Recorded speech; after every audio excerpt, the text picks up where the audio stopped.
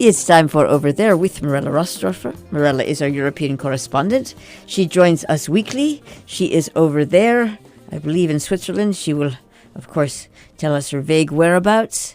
Hi Mirella, how are you? Are you there? Hi Jill, yes I'm here, ready for our weekly conversation.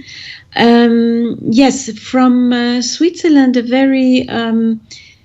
very concerning topic today about Belarus. I'm sure many of you have already spotted this issue because the immigration crisis in Belarus, most specifically at the border with Poland, the issue is definitely becoming urgent and very, very serious. So to take that from the beginning, it looks like it is a kind of poker game that President Lukashenko from Belarus is playing with Poland and its leadership. And it is considered by now also from the European Union and the NATO as well as a moment of payback. That means, in other words, as we know, after the re-election of Lukashenko, the European Union took some sanctions because it considered those elections as not being fair and not lawful. And Europe demonstrated, because of this, a lack of respect that President Lukashenko didn't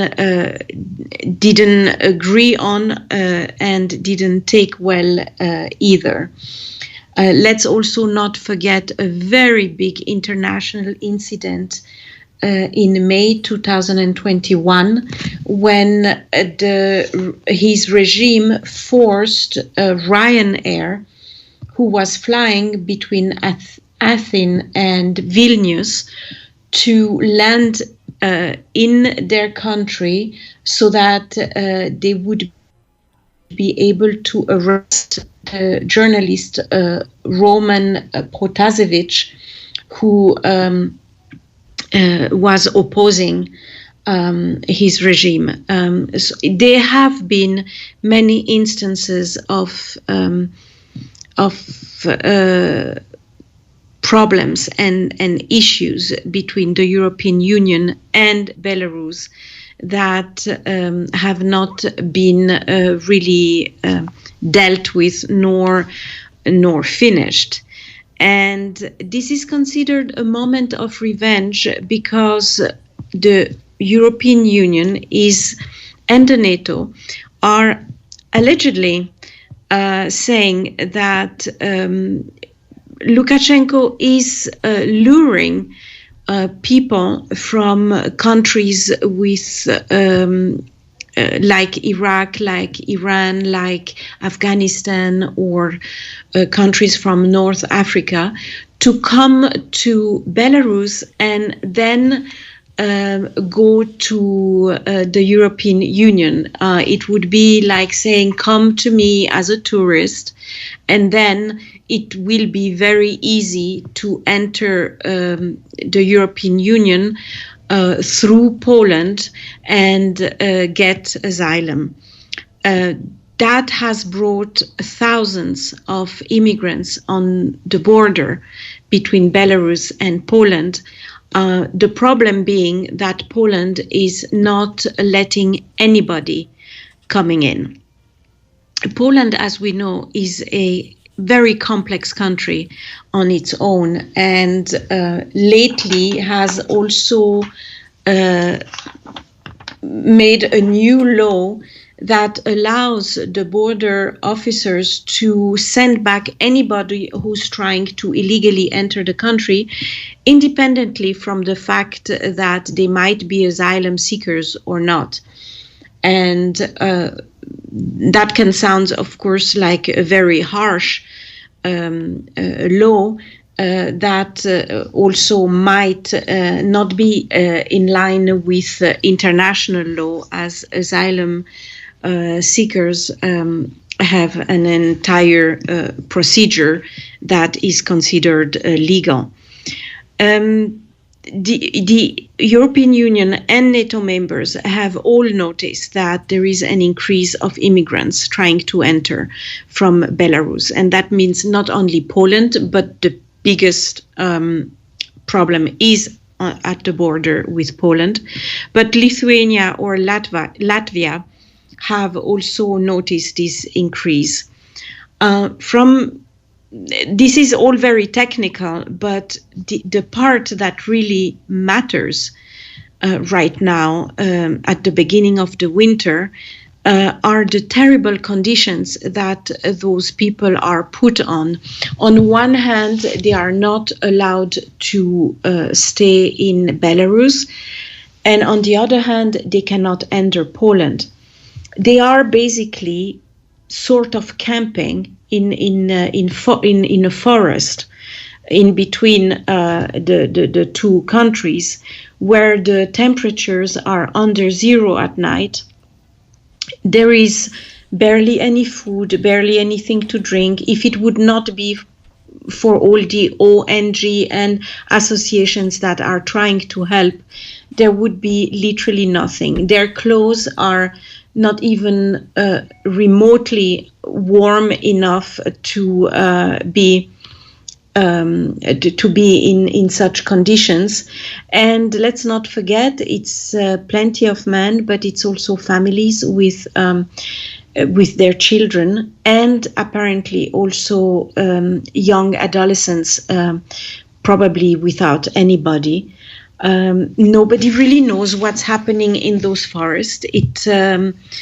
It must be really a dire situation, and I think that this is what one keeps forgetting in a political game of this level, is that we are talking about people here, and it seems like it is highly unacceptable to use people that are poor, people that don't, in some cases, apparently don't even understand what's happening to them, because they were kind of promised that it would be so easy to reach the European Union, and specifically Germany. Many of them are scanning and are always talking about Germany, most probably because of the crisis in 2015, where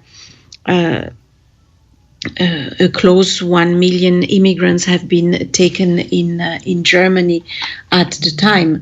But all of this has been promised without a real possibility, because the European Union is obviously not ready to take all of those immigrants in this kind of conditions under the pressure of a country that is most probably trying to divide Europe, because, as we know, the problem of immigration is the most dividing subject in all the countries, basically, and trying to push those immigrants in the European Union without control, without knowing what's happening, without Poland wanting them. Poland is literally refusing all of them, which is in itself also an issue, because they would normally have the duty to welcome them and look at the papers and look at all the formalities, and only push them back if things are not legal. It is also noteworthy to know that the association called Frontex, which is normally in charge in Italy or in Spain for all the problems with immigrants arriving from the sea, has not been asked for help, even though I think that its headquarters is even in Poland.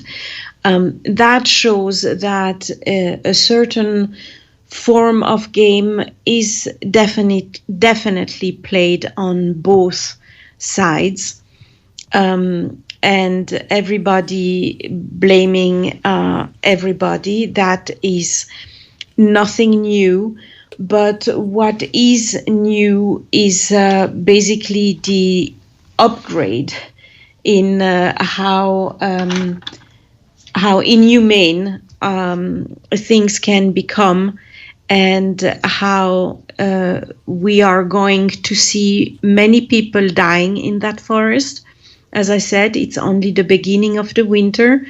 The temperatures will continue to go down, and those political gains are not very clear right now, and might be and the price might be many human lives in this forest between Poland and Belarus.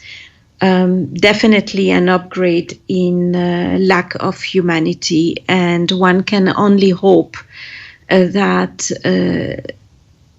at least the European Union is going to be strong enough to take care of this crisis in a humanitarian way. Thank you very much, Mirella Rastorfer, over there. My pleasure.